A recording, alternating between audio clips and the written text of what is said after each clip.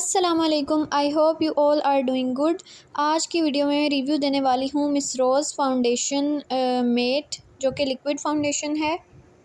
We will discuss is this worth buying, इसकी coverage और इसकी प्राइस और ये किस स्किन टाइप्स के लिए है। सारा कुछ इस वीडियो में आज हम डिस्कस करने वाले हैं। तो जी, जो मेरे पास फाउंडेशन है वो बेज 2 है। उसका shade it comes in different shades. आपके साथ मैं शेड्स भी शेयर करती हूँ और मैं आपको बताती हूँ कि किस तरह से आपने सिलेक्ट करना है, आप कौन सा शेड सिलेक्ट करेंगे। और स्किन टाइप जो है ना जी, ये ऑयली स्किन टाइप्स वालों के लिए बेस्ट है क्योंकि ये ऑयल को कंट्रोल करती है और दिस इज़ नॉन ग्रीसी। अभी मैं आपको इसको अप्लाई करके इसकी कवरेज भी दिखाती हूँ। और इस बेस को लगाने से पहले आपने अपनी स्किन को अच्छे से प्रेप करना है। बिफ़ोर प्रिपेयरिंग योर स्किन आप डायरेक्ट बेस अप्लाई नहीं करेंगे। यू कैन अप्लाई एलोवेरा या फिर कोई भी अच्छा सा मॉइस्चराइज़र पहले फ़ेस पे अप्लाई करें, उसको अच्छे से फ़ेस पे लगाएं और उसके बाद जो है ना ये फाउंडेशंस वगैरह का इस्तेमाल किया करें। उससे बहुत अच्छी कवरेज आती है बेसिस की। और जिनकी ड्राई स्किन टाइप है ना, वो एलोवेरा या लोशन ज़रूर लगाएं पहले फ़ेस पे और उसके बाद इसको अप्लाई करेंगे तो इंशाल्लाह उनकी भी जो है ना अच्छे से फ़ेस पे सेटल हो जाएगी।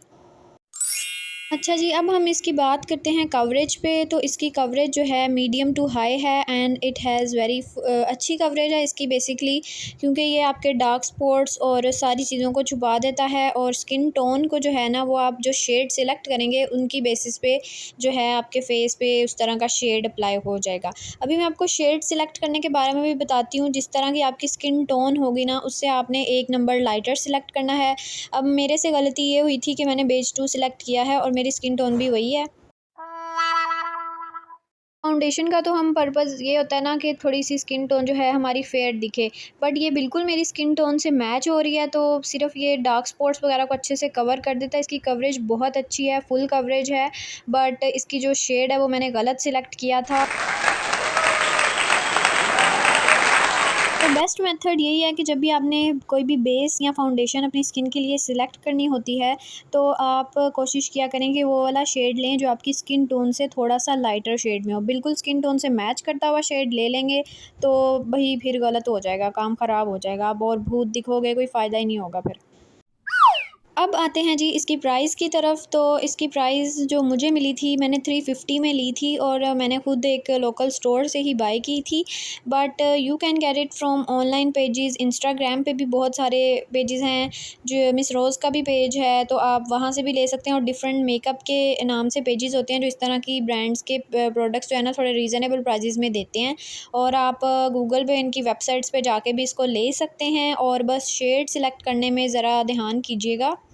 उसके बाद जी, एक गलती तो मैंने आपको शेड वाली बता दी। शेड सिलेक्शन में आपने ध्यान से इसको सिलेक्ट करना है और उसके बाद इसको अप्लाई करने में भी लोग गलती करते हैं, क्योंकि सबसे पहले आपने मॉइस्चराइज़र या एलोवेरा जेल से अपनी स्किन को प्रिपेयर करना है। उसके बाद ये मेट लिक्विड फाउंडेशन अप्लाई कर ली। अच्छे से इसको जो है ना अपने फेस पे सेटल करना है आपने।